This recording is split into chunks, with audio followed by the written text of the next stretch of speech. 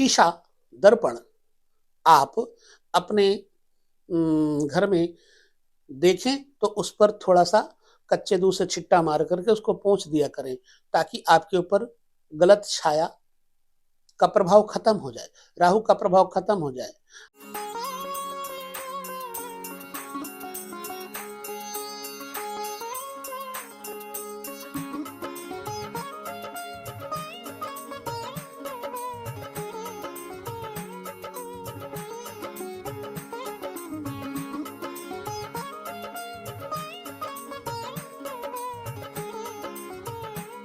नमस्कार, जय श्री कृष्ण। ज्योतिष के पिछले एपिसोड में हमने आपके साथ जो वीडियो बाँटा था, वो एपिसोड अभी पूरा नहीं हुआ है। उस एपिसोड को लेकर के हम आगे और बढ़ रहे हैं। इससे आपको बहुत अच्छी भांति से ग्रहों का मूल्यांकन करने का, कर्मों के मूल्यांकन करने का सुअवसर प्राप्त होता है। कोई वहम नहीं है, कोई भ्रम नहीं है। प्रत्येक कर्म का कोई कारण होता है। इसी प्रकार से प्रत्येक ग्रह का भी कोई ना कोई हेतु होता है।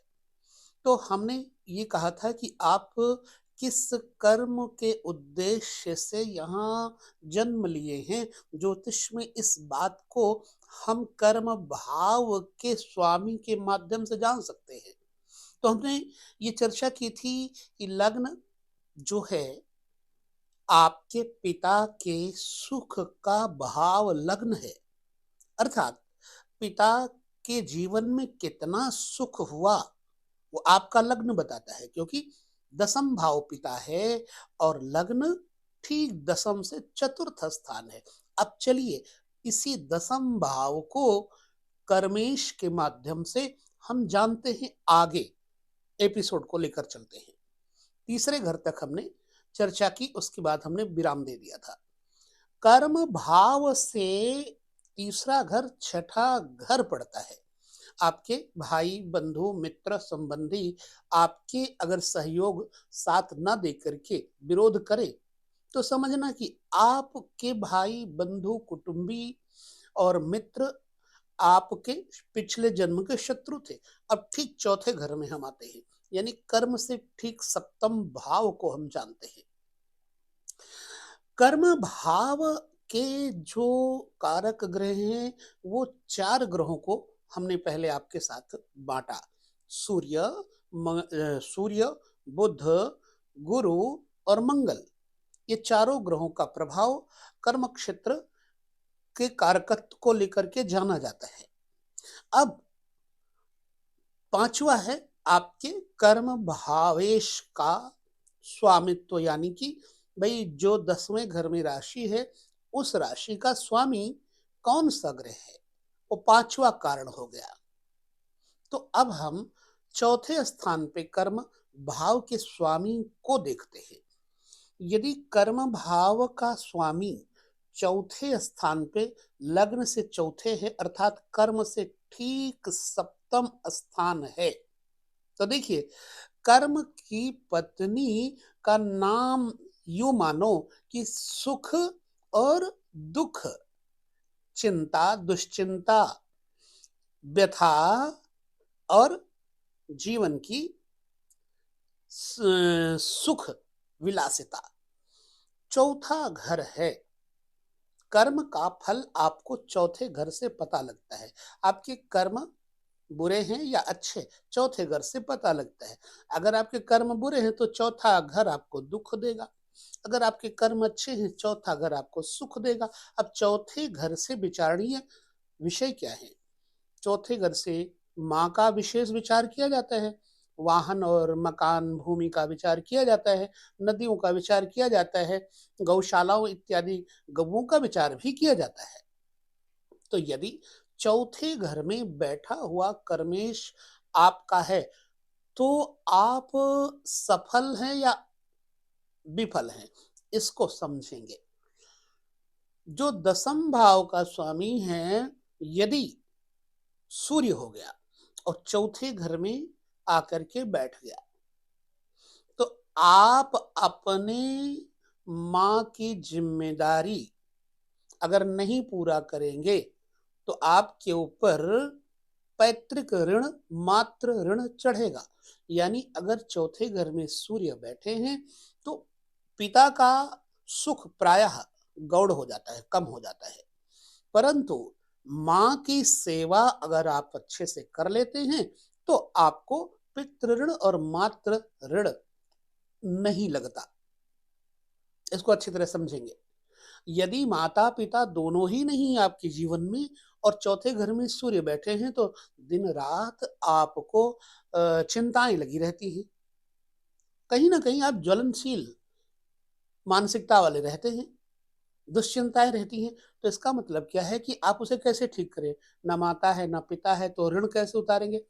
तो चौथे घर में यदि कोई ग्रह बुरा असर करे तो आपको गायों की सेवा करनी चाहिए, नदियों की सेवा करनी चाहिए, नदियों की स्वच्छता करनी चाहिए, अपने पब्लिक, चौथा घर पब्लिक है यानी जनता जनार्दन, उसकी सेवा करनी चाहिए।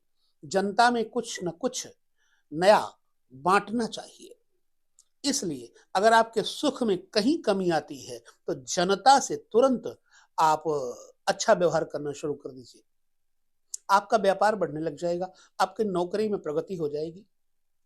यदि चौथे घर में सूर्य के अलावा चंद्रमा बैठे हो, कर्मेश चंद्रमा हो और चौथे घर में बैठा है तो निश्चित बात है कि माँ आपको सुख देगी, आप का ऋण माँ उतारेगी, अर्थात धन संपत्ति वैभव सुख समृद्धि सब कुछ देगी। आप ऋणी नहीं हैं, आप माँ से सुख लेने के लिए आए हुए हैं। आपको पब्लिक सुख देगी, आपको जनता सुख देगी, आपको गायों से सुख होगा, आपको नदियों से सुख होगा। यानी व्यापार, गायों के व्यापार से, दूध के व्यापार से, नदियों के व्यापार से, एक्सपोर्ट इंपोर्ट के व्यापार से, वस्त्र इत्यादि के व्यापार से, चांदी इत्यादि के व्यापार से आपको लाभ होगा। क्यों? क्योंकि चतुर्थ में चंद्रमा आ गए, कर्मेश अगर सप्तम बैठे तो। अगर यहां पर मंगल बैठ जाए, कर्मेश चौथे घर में, मंगल बैठने से मां को प्रॉब्लम होती है। आपकी विचारधाराएं मां के साथ नहीं मिलेगी, मां के ऊपर आप अपना अनावश्यक प्रभाव डालते हैं। मां के साथ आपके विचार ना मिले तो समझ लेना कि आपके ऊपर मां का ऋण चढ़ेगा। तो क्या करें? मतलब आपको मंगल का उपचार करना चाहिए। मंगल के उपचार आपको मालूम है, नहीं मालूम तो समझ लीजिए। भाई, हनुमान जी की उपासना, शक्ति की उपासना अमंगल को खत्म करती है। दुर्गा जी की उपासना मातृ ऋण से विमुक्त करती है। यदि आपके चौथे घर में मंगल हैं और आपके जीवन में परेशानियां आती, खासतौर से आपके पेट में, खासतौर से आपके छाती में इन्फेक्शन होगी, आपके घर में कलह होगी, तो आपको माँ शक्ति देवी की उपासना करने से अपने घर को सजा लेना चाहिए। गाय के बछड़े यानी सांड को अगर भूरे रंग का मिल जाए, उसे गुड़ की रोटी खिलाना चाहिए। यदि यहां बुध बैठा है तो आप जीवन में मां और समाज सबको अपने विचारधाराओं से आनंद देंगे। घर, परिवार, समाज को अच्छी प्रतिष्ठा के द्वारा आप स्वयं भी सम्मान अर्जित करेंगे और अपने माता पिता को भी सम्मान अर्जित करवाएंगे। आपकी वाणी में वाक्पटुता होगी, आपके अंदर क्रिएटिविटी होगी, आपके अंदर सक्रियता होगी। लेकिन कभी कभी क्या होगा, माँ के श्वास लेने में तकलीफ होती है। बुध चौथे घर में बैठा है, मानो आपको माँ सुख देगी ही देगी। यहां पर बैठा हुआ बृहस्पति इस बात का प्रतीक है कि आप समाज से हासिल करेंगे क्या? शिक्षा, ज्ञान, सम्मान, और समाज को आप ज्ञान का दान करेंगे। अर्थात आप कहीं ना कहीं पांडित्य, शिक्षापूर्ण बातें समाज को सिखाएंगे। कुछ चाहे जो भी हो, आप किसी ना किसी प्रकार से शिक्षा यानी प्रशिक्षण क्षेत्र में उतरेंगे। यदि चौथे घर में बृहस्पति बैठा है तो आमदनी का कारण बृहस्पति, कर्म का कारण बृहस्पति, सोना चांदी जमीन जायदाद, शिक्षा दीक्षा, आश्रम, वेद पाठ, मंत्र, इनके माध्यम से आपको काफी कुछ संपत्ति सम्मान मिलेगा और मां के द्वारा आपको ज्ञान अर्जित करने में बड़ा सहयोग मिलेगा। शुक्र यदि चौथे घर में बैठा हुआ और कर्मेश है, इसका मतलब क्या है कि आप के पास जो ये फिल्म इंडस्ट्री से रिलेटेड गायन, संपादन, लेखन, एनीवे कुछ भी, ड्रेस और फैंसी डिजाइनिंग, इन चीजों से संबंधित, एक्टिंग, इन चीजों से संबंधित आपको लाभ होगा। समाज में आपको सम्मान की दृष्टि से देखा जाएगा, धनवान की दृष्टि से देखा जाएगा। आपके पास वाहनों की कमी नहीं होगी, आपके पास वाहन हो ना हो, लेकिन फिर भी आप हवाई यात्राएं बहुत करेंगे, समुद्री यात्राएं अच्छी करेंगे। आपको दूध और पुत्र, मात्र सुख तथा समाज से सुख अत्यंत मिलेगा। यानी आप समाज का ऋण उतारने के लिए चौथे घर में शुक्र बैठा है तो पर्याप्त समय लेकर आए हैं। बृहस्पति बैठा है तो समाज को ज्ञान देकर के ज्ञान का ऋण उतारने के लिए आए हैं, और बुध बैठा है तो भी आप ज्ञान संपादन करने के लिए, कला और शिक्षा देने के लिए समाज को आए हैं। तो यदि आपका कर्मेश यहाँ बैठा है तो निश्चित मानिए कि आपको इन्हीं के माध्यम से सफलता मिलेगी। मान लीजिए शनि आपके कर्मेश से चौथे घर में बैठे हुए हैं तो आपके ऊपर समाज का बोझ कम, घर का बोझ ज्यादा होगा। लेकिन जब आप की मां आंसू बहाएगी, रोएगी, तो आपकी नींद में खलल पड़ेगा, आप बेचैन रहेंगे। आप वाहन मकान से संयुक्त भले हो लेकिन आपको अच्छी नींद नहीं आएगी। इसलिए पहली बात तो आपको पशुओं की सेवा, पंछियों की सेवा करनी चाहिए, और समाज में जो अन्न है, धातुएं हैं, उनको बांट करके आप अपने व्यापार को बहुत अच्छी तरह बढ़ा सकते हैं। मेरा वीडियो बना करके मूल उद्देश्य यही है आपको कि सन्मार्ग देकर आपके व्यापार, व्यवसाय, नौकरी में प्रगति देना, ये मेरा उद्देश्य है। आपको अच्छा लगता है तो आप करके देखिएगा। चौथे घर में शनि बैठे हो तो व्यक्ति को मातृ पक्ष से काफी कुछ प्रॉब्लम्स आती हैं, डिस्टरबेंस रहती है। पत्नी या माँ, दोनों में से या दोनों के कारण व्यक्ति पिसता रहता है। आपको रात्रि में दूध वगैरह नहीं पीना चाहिए अगर चौथे घर में शनि बैठा है तो। चौथे घर में शनि बैठने से जातक को अनिद्रा का शिकार भी होना पड़ता है। तो यदि हैं शनि देव, अपने व्यापार में घाटा हो रहा है, कर्मेश शनि चौथे घर में बैठे हैं, तो आपको पंछियों को, श्वान यानी कुत्तों को, स्वपच को, चंडाल को और भिक्षुकों को, दीनांगों को शनिवार के दिन सेवा में कुछ न कुछ देना चाहिए। अपना भला कर सकते आप।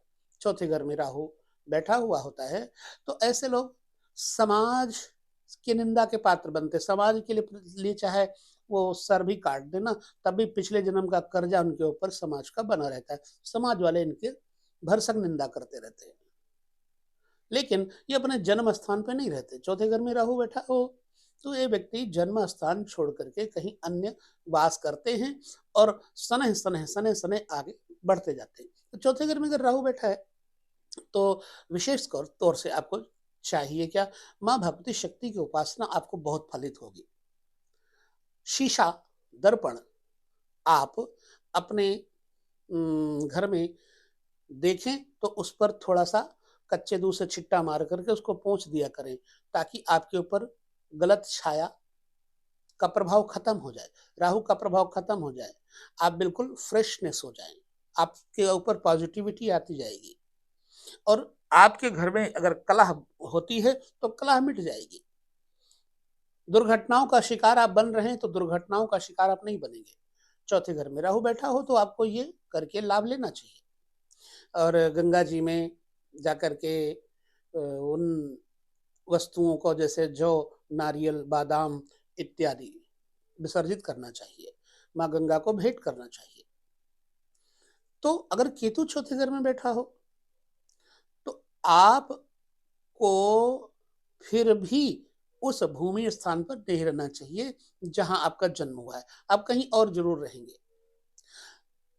आप दीनहीन व्यक्तियों के सुख पहुंचाने का प्रयास करेंगे, माँ की सेवा करेंगे, बहुत खर्च करेंगे, आपके पास पैसा बच ही नहीं पाएगा चौथे घर में केतु बैठे होंगे तो। हाँ, खुद आपके पेट में, आपके पीठ में, आपके गुप्त शरीर में कोई ना कोई प्रॉब्लम जरूर होती रहेगी। इसके लिए आपको गणेश जी का मंत्र जपते रहना चाहिए। ये समझ लो कि केतु चौथे घर में बैठा है तो पितृदोष का भी प्रतीक है। इसलिए अमावस्या के अमावस्या अपने पितरों के नाम से अन्नदान करना चाहिए, अन्न खिलाना चाहिए। खासतौर से पंछियों को भी, निरीह प्राणियों को सप्तधान्य, सतनाजा वगैरह खिलाते रहना चाहिए। और जब भी कभी गंगा स्नान या किसी नदी स्नान करने जाएं तो सूखा नारियल और 3 प्रकार के तिल वहां पर जरूर भेंट अर्पण करें। जब भी कभी नदी पार उतरे तो मतलब आप सड़क से जा रहे हैं रोड से और पुल पड़ गया नदी का, तो आप वहां पर कोई ना कोई द्रव्य जरूर भेंट कर दीजिए। पुष्प चाहे भेंट कर दीजिए, चाहे थोड़े चावल भेंट कर दीजिए। आपके ऊपर कोई ऋण अगर है पैतृक तो वो उतर जाएगा और आपकी यात्रा निर्विघ्न संपन्न होगी। तो मेरा ये वीडियो बनाने का अभिप्राय यही था कि आपको शनै शनै शनै शनै प्रत्येक ग्रहों के सूत्रात्मक तरीके से अनुभूत उपचार और साथ ही साथ आपका फलादेश आपको स्वयं मिल जाए, ये उद्देश्य लेकर के हम आपको वीडियो दे रहे हैं। मतलब आपके जीवन में कौन सा कर्म करने के लिए आपका मुख्य लक्ष्य है, आपका जन्म क्यों हुआ है, आपको यदि जन्म मिला है और आप वो कर्म नहीं कर रहे हैं तो आपके ऊपर वो ऋण बढ़ रहा है, उस ऋण को खत्म कैसे किया जाए, कर्म के द्वारा खत्म किया जा सकता है। तो जैसे कर्मेश चौथे घर में 9 में से 9 ग्रहों के बारे में मैंने चर्चा कर दी। यदि कोई बैठा है तो आप अपने उस पितृ ऋण से, उस ऋण से कर्म के द्वारा, इन उपायों के द्वारा मुक्त हो सकते हैं और जीवन को सुखी बना सकते हैं। बहुत सरल प्रक्रिया है ये। आगे हम वीडियो में पुनः पंचम भाव, छठे भाव, सातवें भाव की चर्चा करेंगे कर्मेश को लेकर के। फिर इससे आपको एक अच्छा अनुभव मिलेगा। ये प्रैक्टिकली है। अधिक न कहते हुए मैं इस वीडियो में यहाँ विदा लेता हूँ। आप करके देखिएगा उपाय और बताइएगा कैसा फल मिलता है। लेते विदा। नमस्कार। जय श्री कृष्ण।